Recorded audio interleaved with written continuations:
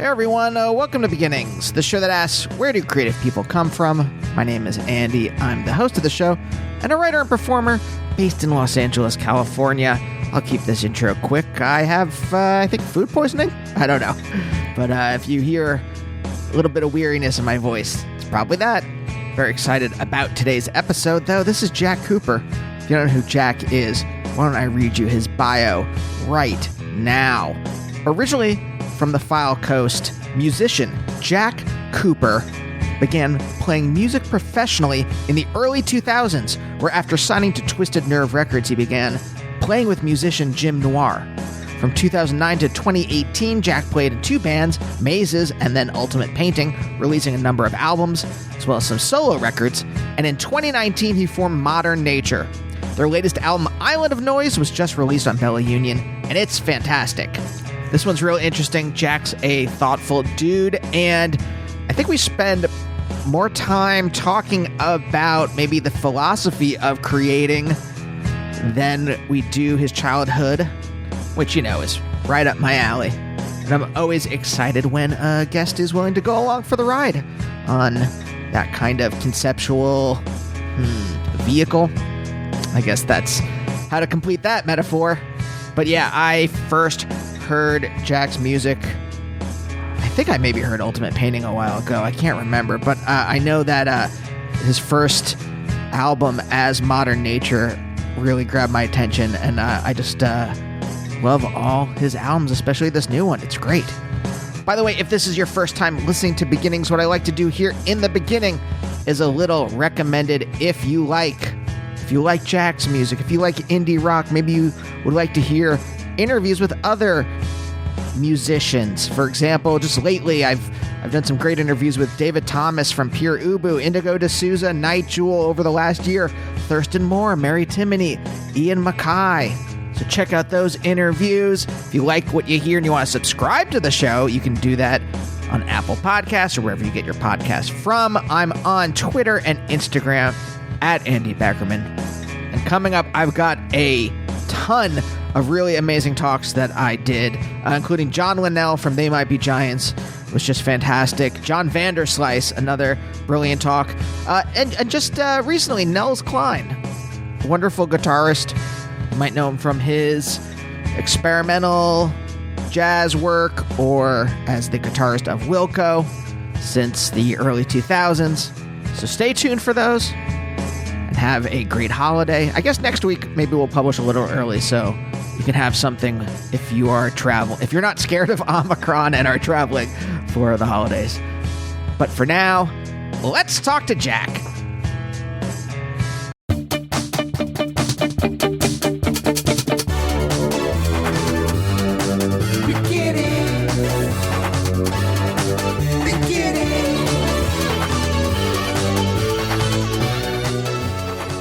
Before we started recording, I was talking about this idea of like, you make the thing you want to make, you make the piece of art you want to make, you write the script, you make the album, and then there's this emotional thing that I've had to, I don't know if I've figured it out yet, and Jack, I'm wondering about you, about like, you have to just kind of divorce yourself from whatever happens after that. And I personally I'm not good at that. I'm curious about your own relationship with like what happens when you actually put an art piece out into the world.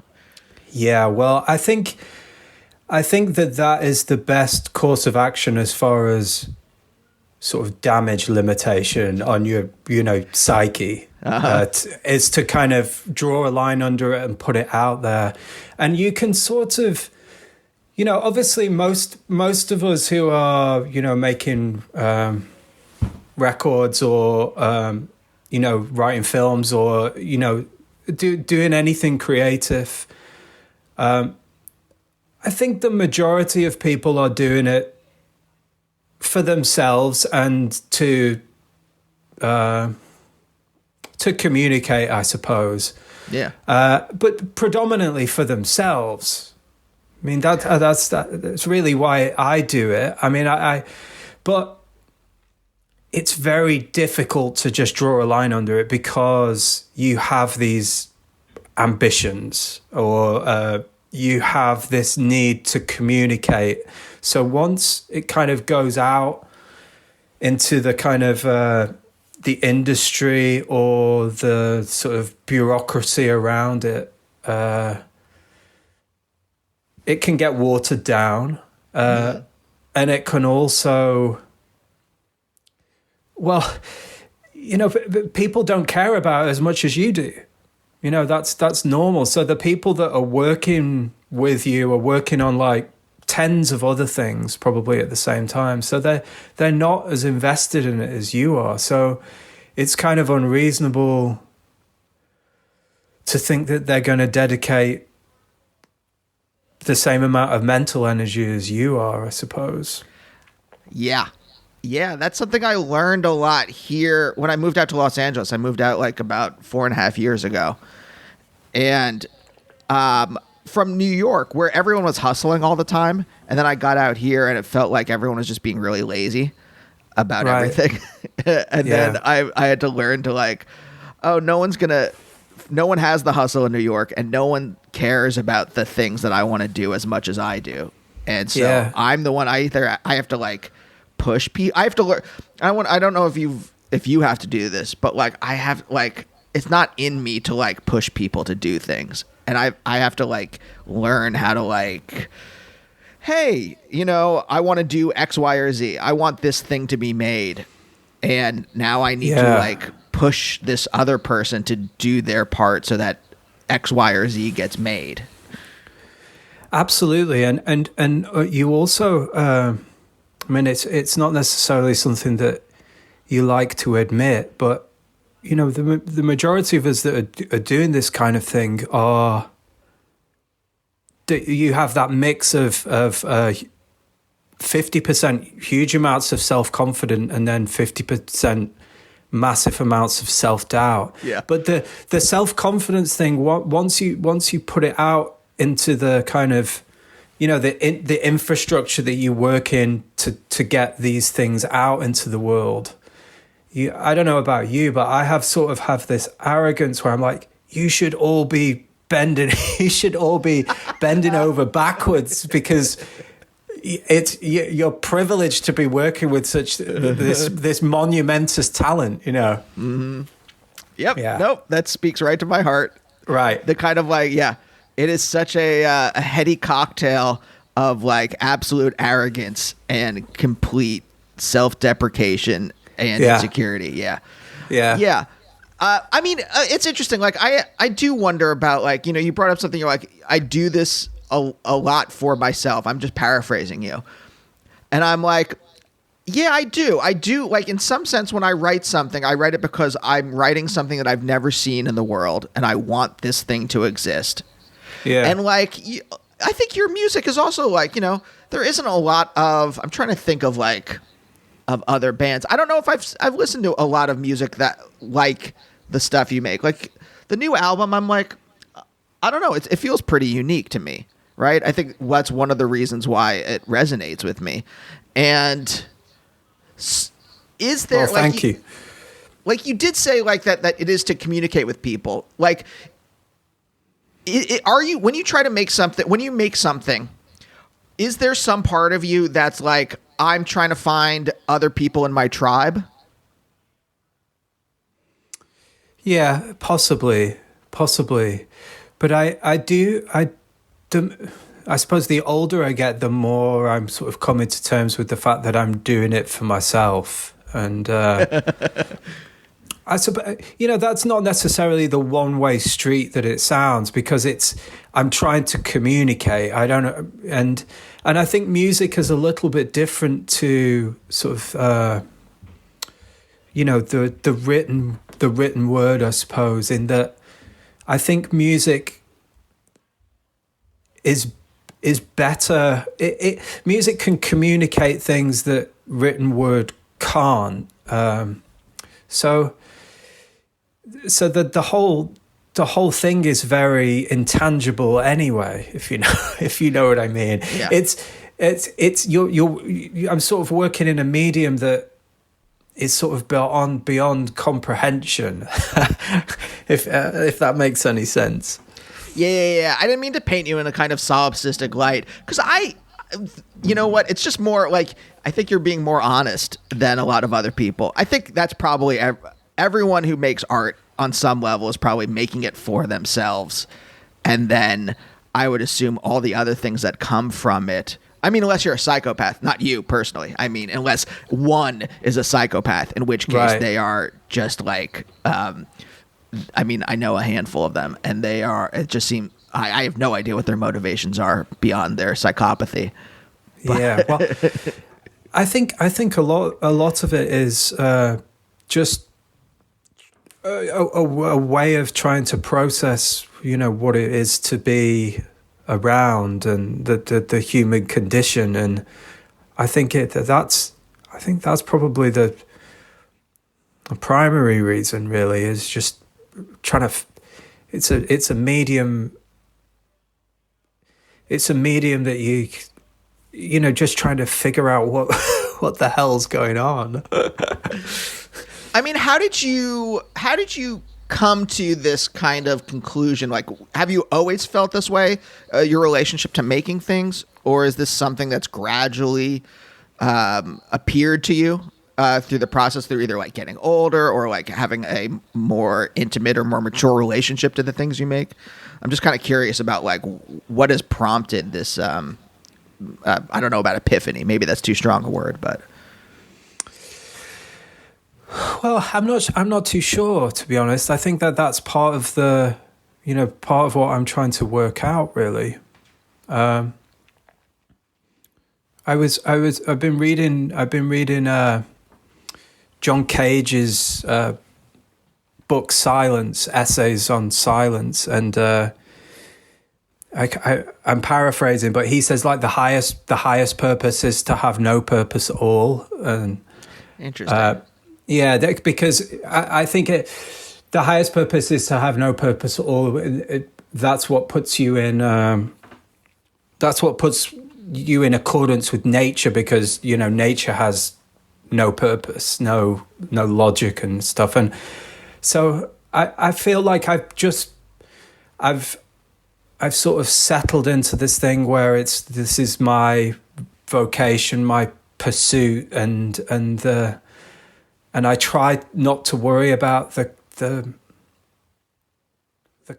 career aspect of it, or when it goes out into the outside world, because like we were discussing, you just can't control that. Right. Yeah, that's interesting. I've been thinking, it's funny, last night I was thinking about that the Sartre quote. I mean, I'm mangling it because I haven't read That's what we should just keep mangling these quotes by greater minds than ours, I suppose. It's been decades since I read his essay on existentialism. But, the idea of like you create in a meaningless world, you create your own meaning. I think that's and I've been thinking about that a lot because, I mean, especially, I don't know how it is in the UK, but in America, it just feels so fucking insane all the time. Just from like, I mean, just every aspect of society is like breaking down here. And so, and it's not like it's like my day-to-day life is nuts, where I still go to the grocery store and I still, go on Twitter and all that kind of stuff, right? It's not like I am like fighting someone in the streets for a bottle of water. Right. But like you start like, you start to see all the little signs of everything falling apart. And I've been like, oh, well, how do I create meaning? I just think I'm sorry, I'm just like trying to put this together in my head. And I'm like, oh, it's interesting how like the kind of like the John Cage thing is like, instead of creating meaning, you like reduce everything until you are kind of in sync with the world in some way. Which sort of accepting the chaos, I suppose. Yeah. Yeah, that makes sense. It seems like it seems like maybe it's a different route to get at the same thing. I'm not sure. But I know what you mean. I mean, as far as where we're all at the moment in the kind of the Western world, I sort of think of the UK and America as being very similar politically and sociologically, and and what have you. And I think we'd sort of got used to things being quite ordered, and there was people on the right, there was people on the left, and then most of us were kind of sort of not in the middle, but everything was more easily explained. But now over the last 10 years, maybe, everything just feels so confusing, and I think that's been heightened by Trump and then COVID. It's no one fits into the kind of boxes that you imagine them to be in anymore. Everything is so weird. Yeah. Well, I've been working on a separate idea for like a podcast, but basically like the premise is the Enlightenment dies in World War I. And the Enlightenment's whole premise was, hey, we're going to find boxes for everything, and we're going to fit everything into neat little definitions, and you're going to be able to orient yourself around the world real easily. And then World War I, and by doing that, we're going to make a great society. And then World War I comes around, and it turns out that like being rational just leads to like insane slaughter. And so that idea falls apart, and we're now living in the corpse of the Enlightenment in some way. Right. That makes sense. So, okay. Well, let me go back then a little bit. I feel like, I was reading like some stuff about you, and like you had said like the new album, like you had been reading Mount Analog kind of. And I'm like, oh, I feel like you and I really like that book. It seemed to me, it was like when I was in my like Oulipo phase. I don't know if you've ever read any of those guys. I haven't, no. But like I was reading all the like stuff that like influenced them, and I read that, and I'm like, oh, I bet you and I are kind of on the same wavelength when it comes to art and stuff. And I'm kind of curious about like your background, like how do you, like you're from Blackpool, right?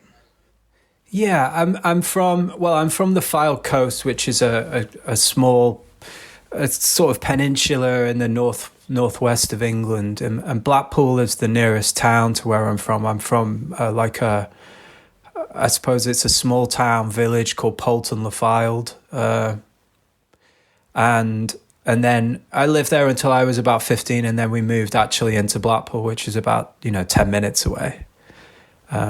So yeah, the Fylde Coast. I mean, I get my knowledge of Britain from television, so I assume that's not the greatest way to understand a country. But like, what is, so I'm imagining like all the murder shows I watch that take place in seaside towns. But what's the reality? Like, what was it like growing up there? Well, I thought you were going to say The Crown or something. No. So are you thinking of something like Broadchurch or? Yeah. Okay. Or have you seen Happy Valley? I started watching it, and then the accents were so thick, and I didn't have subtitles that I found it very difficult to watch. Yeah, that's more of like a rural accent. It's not too far from where I'm from, but yeah, it's more kind of rural, so I suppose the accents are a bit heavier. But yeah, Broadchurch not so much, but it's Blackpool itself is quite a tough place. I don't know whether this is all around the world, but I feel like a lot of seaside towns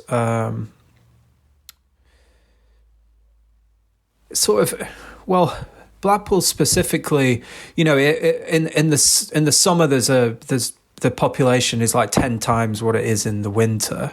So you have a lot of people moving there in the summer for summer work and working in kind of the leisure or hospitality industries and stuff. And then when that dries up in the winter, there's no work. And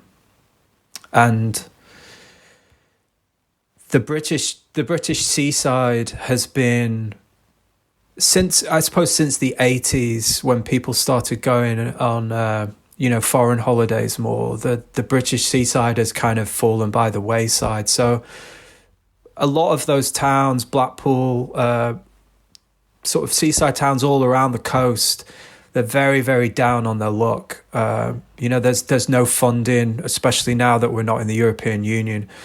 There's no funding. There's a lot of social problems, drug addiction. There's no work.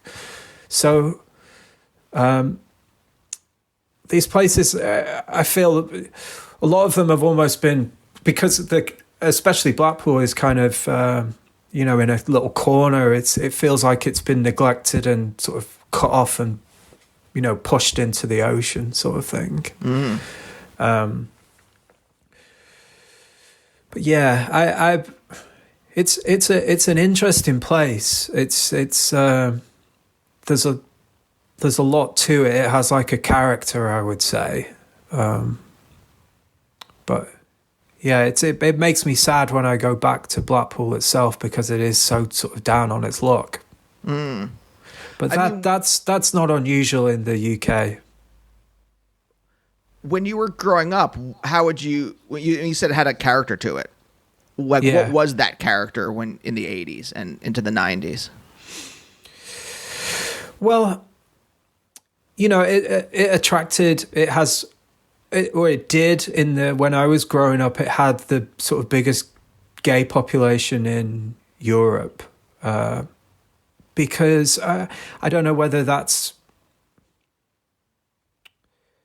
it's sort of socially quite liberal. So like, I think a lot of people who probably went there on their holidays when they were younger, when they kind of, came out and felt, like it was somewhere where I think people who were kind of marginalized could feel that they could be themselves there, because I think that the population in general was quite transient. So, people's families moved away from there. So I don't know. It had like a very sort of hedonistic, I don't want to say liberal, but very sort of accepting atmosphere, I mean, when you said you moved there when you were 15. Before that, I don't want to mangle the town you grew up in, the name of it, but yeah, it's called Poulton le Fylde. So like Poulton on the Fylde. It's like, I suppose it dates back to like the Norman conquest. So it has that like little the French for the, let me ask you this, but like, it's so interesting. Like growing up in America, there's almost no sense, besides the fact that like we erase our history like every 10 years. There's no real grounded sense of history here. And when I talk to people from the UK or Europe or, pretty much anywhere else in the world, do you feel that like connection to like, you live in a place that has a history that goes back thousands of years, as opposed to America, which, we're talking about like colonial part of America. Obviously, America goes back thousands of years too. But do you feel that connection to that history? Yeah, I suppose I do. I definitely feel it more where we live now. We sort of moved out to the countryside in December, and we live in like a sort of a cottage from like the turn of the 19th, 20th century. But some of our house, the houses around here are really old. Like we have like a barn in our garden that we share with next door, and the guy next door was saying it was from the 17th century. So that feels, it's quite a physical connection in that way, I suppose. So growing up, do you get like Blackpool you said had this kind of accepting, I'll call it maybe a queer vibe, however you want to really characterize it. Did you, before you moved there, did you feel the pull of that kind of like, hey, we're a little more open Yeah, or was that only something you got when you moved there? No, so I lived where I was actually born and lived until I was 15. It was like 10 minutes away from Blackpool. So I was always, we would go into Blackpool every Saturday morning so it was like my nearest town. We lived kind of just outside. So I was always, very, very at home there. But it also had, definitely not kind of, my world now, but it had a very big showbiz population. And when I say showbiz, I mean, kind of variety and light entertainment. So, there was theaters and comedy clubs there, but it was very, well, show business was or entertainment, I suppose, was a very valid career if you're from Blackpool, because, you would see people from TV around and about, people lived there who were on TV and, like Saturday night TV sort of thing. So it always felt quite, it felt quite present, So making art, it was never an unattainable thing. You had all these examples in your life. I mean, you just walk around Blackpool and you see, I wish I knew any British TV star from the 80s, but right, yeah, they're the sort of people that you would never know because it was very sort of British TV, sort of thing. And when you say making art, it's a bit of a stretch, but when I was older and I started sort of listening to getting into music and stuff, I realised that there are actually quite a few musicians who are from Blackpool. So I feel like my perception of it as being a kind of nurturing place for entertaining, let's say, is kind of right, because I think there are a lot of different musicians who've kind of come from there who aren't really in that kind of light entertainment world. So like one of the Pet Shop Boys was from Blackpool. Graham Nash is from Blackpool.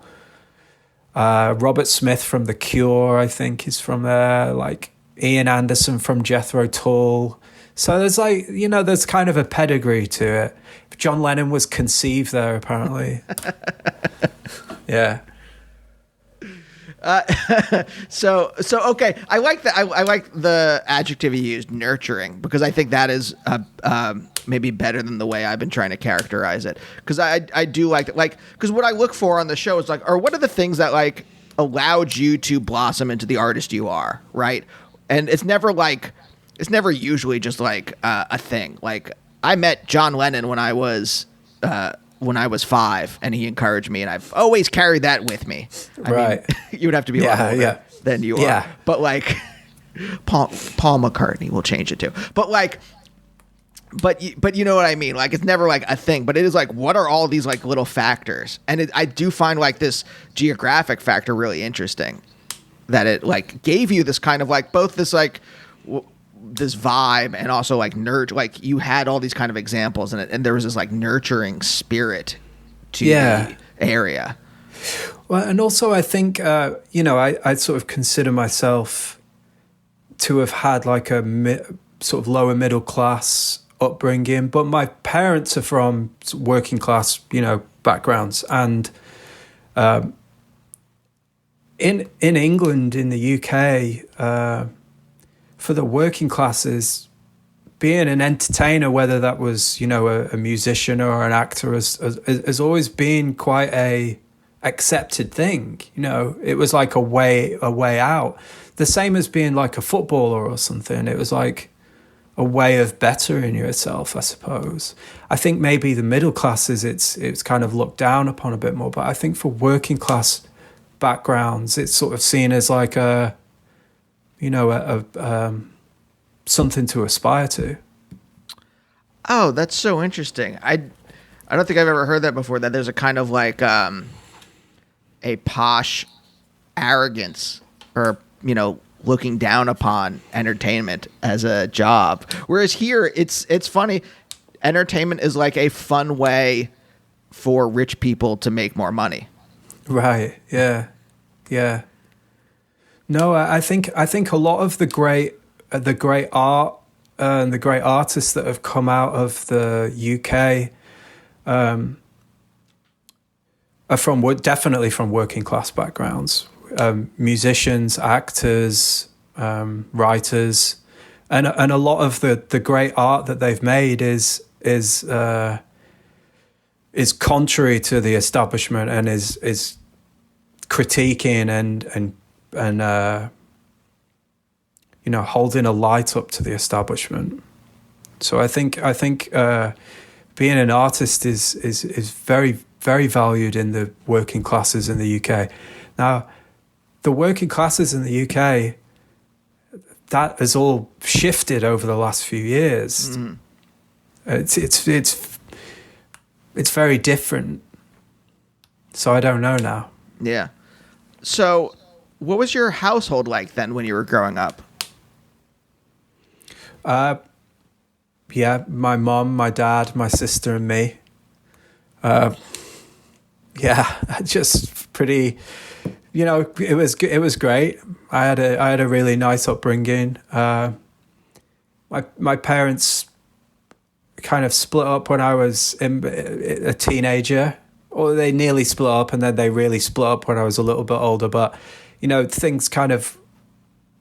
I didn't think we'd be getting into this, but it was my choice. But things kind of sort of disintegrated a little bit. But up until the age of 13, 14, and I felt very blessed. I still do, but Is that what motivated the move into Blackpool proper? Yeah, I don't know. You'd have to ask them. But I mean, them splitting up, like there was. No, they didn't split up, but they nearly did. Oh, I see. Yeah. It was like got right up to the edge. And then yeah. Like, yeah. And pulled exactly. The stick on the plane. Right. Before it hit the mountain. Yeah. In this very terrible metaphor. It's interesting. I had this this very stereotypical picture of Britain that I got from watching a lot of British TV, where everyone keeps everything bottled up. And well, that's true. Yeah, that's true. Is it changing? Because I've talked to, a number of comedians, a number of British comedians, either on the show or in real life, where they talk about getting into therapy and things like that. And I'm kind of curious about especially dealing with whatever's going on with your parents is pretty difficult. How do you deal with those kind of emotions? Do you keep them bottled up as a teenager? Is music a way that you can express them? Do you try therapy? Another possibility? No. Bottle it up, bury it deep. No, I definitely didn't. But I'm sure, like I was saying earlier, I think music can communicate and can express emotions and feelings in a way that words can't. So I think I probably did gravitate subconsciously in a way, but I just, it always music feels like magic to me, and alchemy almost. And as soon as I got the bug for it, that's been it. I have, I'm married. I have interests, I have a life, but right. Music is just all consuming for me. It's apart from, it's all I think about. Okay, interesting. Well, then what was the first moment where you remember it grabbing you like that? Well, I think I was always surrounded, neither of my parents are musical, but we were sort of always had the radio on, like like a oldie station sort of thing, and my mum would play records, so it was always around me. And I think the first time that something I ever listened to something, and I was just completely floored by it, was hearing like Good Vibrations by the Beach Boys. Yeah. Because I think I'd been aware of the Beach Boys and I really loved them, and I had, I love fun, and I get around and stuff like that. But my mum bought me a CD, like I think I don't know, I can't remember how old I was, probably 10. And Good Vibrations was on this kind of best of, and I was just completely floored by it. And it wasn't necessarily the kind of elaborateness of it, or the unusualness, because I still think it's quite an unusual sounding or unusually arranged piece of music compared to lots of stuff, but it was just the intensity of the emotion to it. It was like a completely intangible thing that was way beyond someone like me and you talking about it now going, well, this is why I loved it. It's completely intangible. Yeah. And I think that's the feeling that you chase, and the thing that you're trying to recreate. Oh, yeah, that's really interesting. That is, because most of this show and most of my life, honestly, is about trying to define certain things and like leave no stone unturned when it comes to trying to figure out existence in some way. But there are parts of it where you're just like, I kind of just want there to be a mystery here, and I kind of just want to chase that mystery.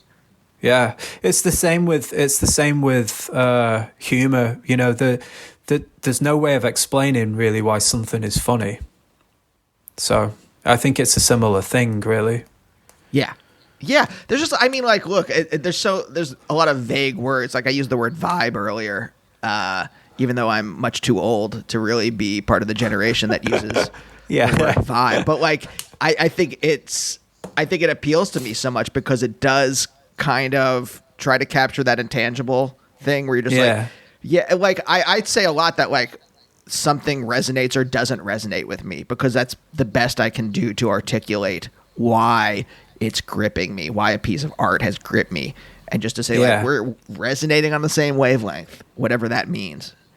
Yeah, I was thinking about, I was listening to, I don't know whether you ever listened to the sort of extended version of In a Silent Way, the Miles Davis record, and it has all the kind of outtakes and what have you, and there's a song called Ghetto Walk, and I was listening to it the other day, and I was just sat there and I was like, how does this sound as cool as it does? And I think cool is another word that sort of sums up a lot of stuff that is sort of intangible, really. And so, I was just like, how did they make this sound so cool? Yeah.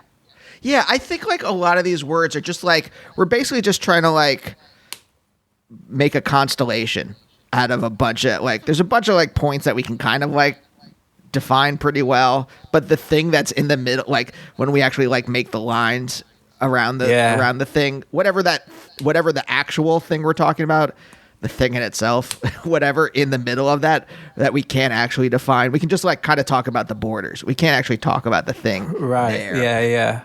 Yeah.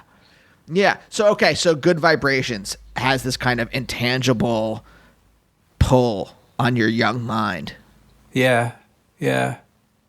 I think there's a few kind of things that jump into my mind when I think about the process of sort of falling in love with music and sort of setting off on the path of trying to do that myself, and that was definitely one of them. And I remember another time I was on like a trip with school, and I think we had to. It's like a French trip, so we were in the south of France. Sounds very nice and fancy, but it wasn't really. We had to drive back overnight, and I'd bought a cassette of the Beatles, the Blue album, you know,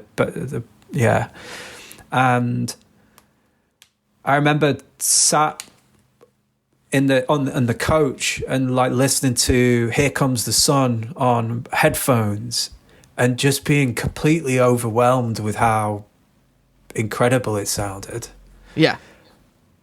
I'd heard it before, but it was just that moment where I was like, what did they do? How did they do this? Yeah. Yeah. I think at least for me, I won't talk for other people, but I was going to say, like, the Beatles, like the Yellow Submarine soundtrack was such a formative experience for me. Yeah. And it's one of those albums, and same thing with like the Beach Boys, where like it's so overpowering. There's so much stuff going on, and the emotion is so strong.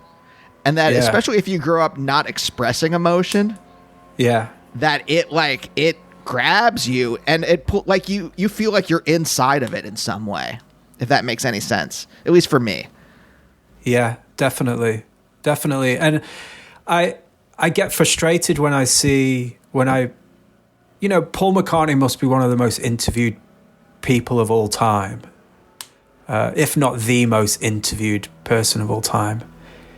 But no one ever gets down to it with him, if you know what I mean. You know, he has this sort of endless stream of anecdotes that he reels off, and kind of it's sort of slightly performative the way that he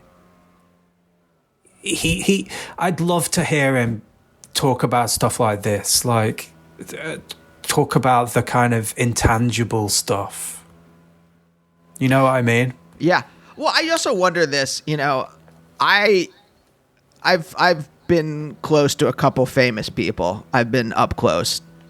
And I think fame just like changes your neurons and changes your brain, and you no longer react, not react, but you no longer like interact with the world in the way that you did pre-fame, or like the way that we are right now. I wonder if they even have access to that stuff anymore, or if it's all just like seeing things through the lens of being this like this I don't even know what to call them, but like it's not. I was gonna say God, but I don't really mean that. I just mean like they're who they are as a person has been elevated to this rarefied status. Yeah, I think you're right. I think a lot of musicians especially are reluctant to get into the kind of the intangible elements because it makes them sound pretentious, or there's like a, you know, there's a worry about coming across as pretentious with a lot of musicians, artists. You know, when you go back and you listen to, you know, interviews with like Eric Dolphy or John Coltrane, or you know, or John Cage, Morton Feldman, and they talk about art completely differently to how you know, we talk about art nowadays. So I think a lot of the way that we talk about art nowadays, I'm not talking about you and I, because we seem to be getting into it, but a lot of people talk about the kind of nuts and bolts of it. Like, how are you making a career out of this? Where did you record? You know, that's the boring stuff, really. Yep. I mean, is that a worry for you personally? Like, is it coming from like a working class background? Like the worry of like becoming pretentious, or becoming like losing that connection you have with that intangible whatever? Well, I think somewhere along the line, pretentiousness or being pretentious has become like a dirty word, and I think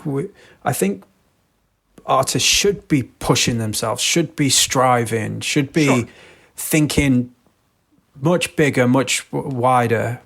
You know, I think when I said pretentious, then what I meant was you're no longer interacting with the work on an emotional level. You're no longer even really interacting with it on a personal level. It's become a kind of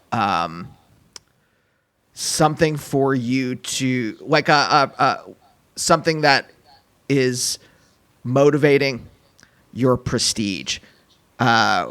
Maybe I can define this a little better. Something like the art becomes something like the engine in your career. And so now you have this kind of like high-minded relationship with it, as opposed to one that comes from your ego or comes from inside. Right. That makes sense. Yeah. And does it worry you? Like when you brought this up, like does it ever worry you that like you might fall into that, or do you think you stay pretty grounded? I don't know. I'm trying not to be grounded, I think. Oh, interesting. Yeah. Why is that? Well, I just feel like I've got to a point where I've been doing this for a while, and I feel like this is my vocation. So I feel like I need to think bigger, and I need to push myself. Because I think I have spent too long, not necessarily compromising. Well, yeah, compromising. Just possibly being lazy. And I don't mean being lazy in the, the output or the. I just feel that I need to stick to my guns now. Is there something previously that you feel comfortable talking about where you're like, I kind of compromised here, or I like didn't put enough energy into the way this was made or the way it was produced or something like that? Does that make sense? Yeah, it does. Well, I suppose everything really. Huh. Even the record you just made, there are compromises that have made. Whether it's like financial limitations that you have to make a compromise for. But I think I'm just trying to get to a point where I limit that. Interesting. Okay. I think I'm starting to get a picture of like the kind of trajectory that you're aiming for. Where? Good. Please explain it to me. But like, no, like, because I was like, oh, I wonder if you're reading like John Cage and you're reading people who, like, when I said pretentious, like, and you're worried about becoming like them. But I think like what you're trying to do is like make this. I think I understand you, and I'm trying to articulate what is probably intangible in this moment. So that's why I'm stuttering and like grasping for words. But I think I understand that there is this like thing in your head, and you are trying to directly pump out this thing in your head into the world without there being any kind of degradation between this idea in your brain and the thing, the actual realized manifested thing. Am I reading that right? Yeah, you've got it. Yeah, you're right. And I feel like I'm getting better at it, and there are points on the new record and like the thing that we did last year where there's certain elements of it where I'm like, this is true to what is in my head, but it's working out the process, I suppose, in sort of getting that out there, I suppose. Yeah. No. But I think you brought up the word striving earlier, and I'm like, it like, I don't know if you can ever take the thing that's in your head and fully push it, like birth it into the world in the same way it's in your head. But you can always, but you're always striving. You're always trying to asymptotically get there. You're always like, you know, and I know like the thing, I just wrote a second draft of a film script. And when I handed it in, I was like, I think there are moments. This is not the perfect thing that it was in my head, but I think there are definitely a lot of moments in there that like reach towards that perfect thing that's in my brain. And right. I'm at least at the moment, you know, who knows? I'll go back and read it in a week and I'll be like, this sucks. But like at the moment, I was like, oh, okay, we're not perfect, but we're getting there. We're like near. When you talk about that, and when you talk about moments where you feel like it's you know, the thing that you've produced is an accurate representation of what's going on inside. I feel like, let me figure out how to phrase this. Is that with what you do, is that the goal? Yeah, there's like a voice in my head. Like if I'm writing a script and I'm writing like, you know, a certain character, and whether it's just a dumb joke or whether it's like something that's supposed to be like, you know, elicit an emotional response in the audience, there is some like thing in my head and I'm like, oh, this is it. And then there is a process of that thing going from my brain into my fingers into the keyboard. And in that process, it becomes imperfect.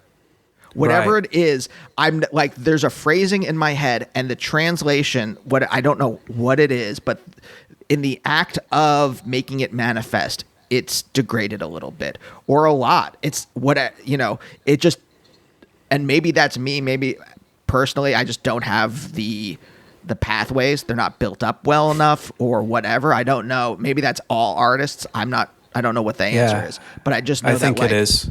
Yeah, it doesn't perfectly get out there, and sometimes it's like very bad, you know. And Right. I'm just always hoping to like get close to how it is, how it sounds, and how it feels in my head.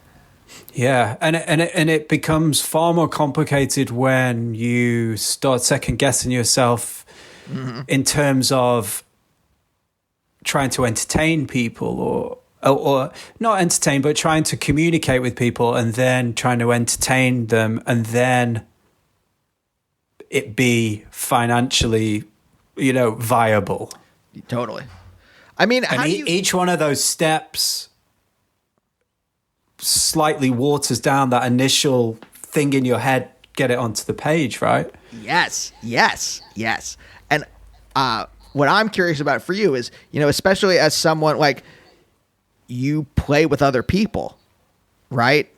How does that process? Do you just let go when it comes to that? Or, you know, I know like when I was in a band, I was an asshole. Like I can freely admit Right. at this point in my life that like, cause I was like, no, I have this idea in my head.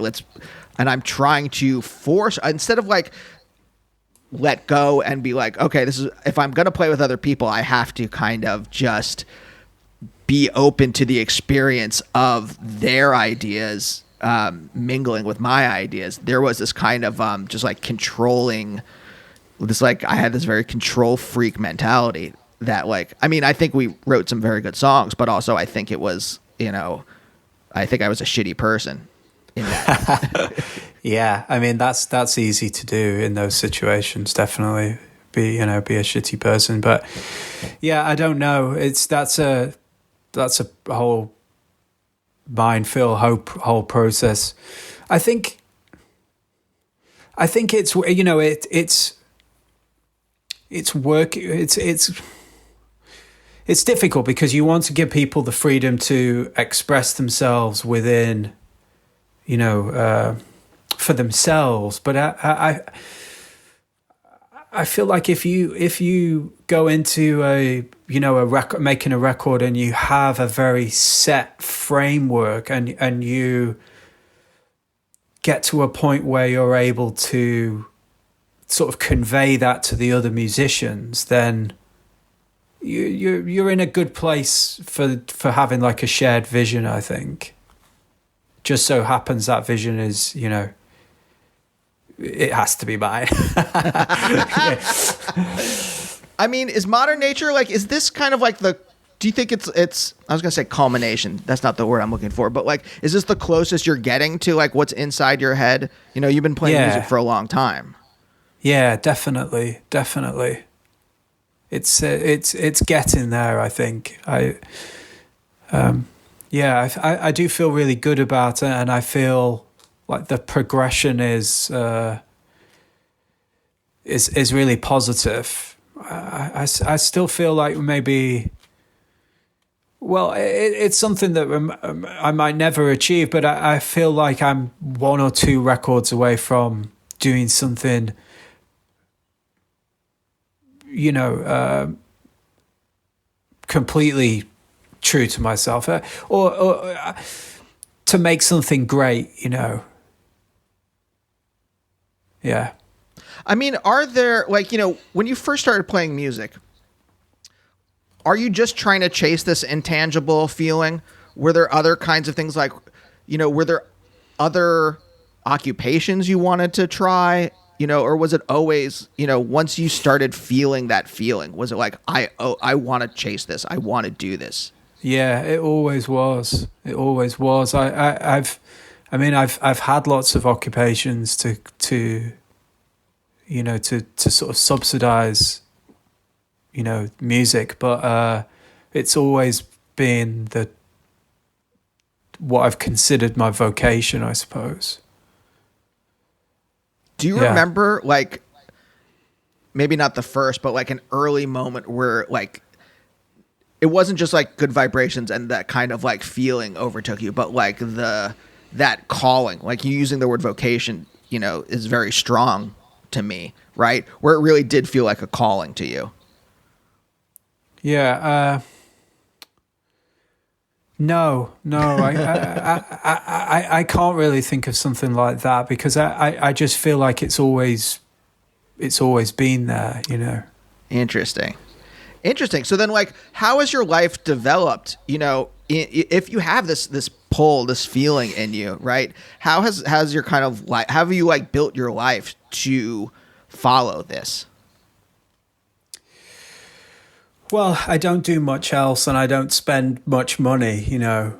And I've sort of got into a way of life where I don't really, you know, I don't really do much else. So, you know, that facilitates it to an extent, I suppose. Yeah. Weird question, but did you grow up with religion at all? No. I say no because my dad was quite vocal from me being quite young.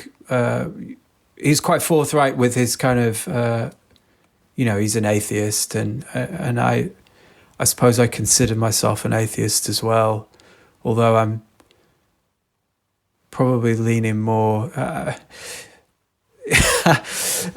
maybe leaning more to describe myself as agnostic. But yeah, I hear you.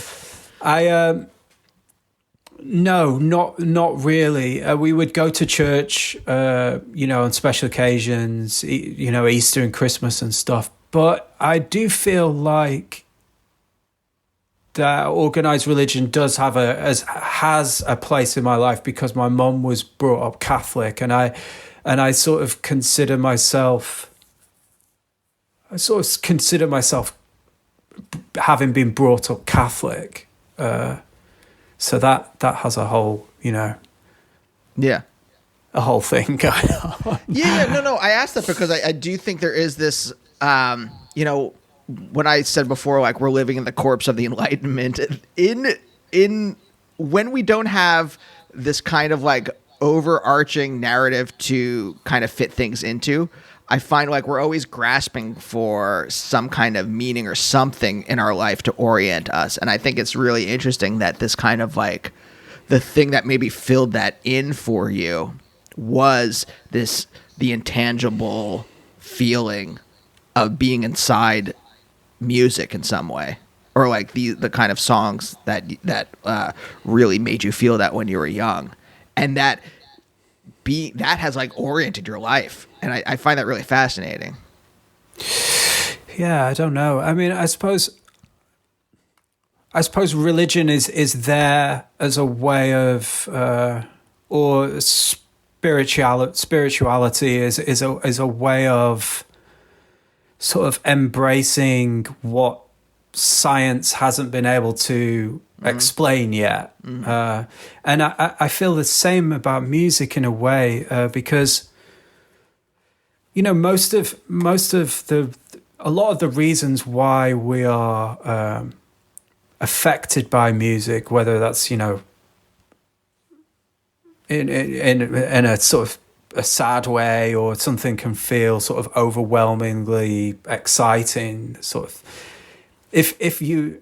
there are ways of explaining why that happens. There are mathematical ways of explaining why certain notes work together, yada yada, and the more I've sort of taught myself, notation and reading music and music theory over the last few years, I sort of thought that would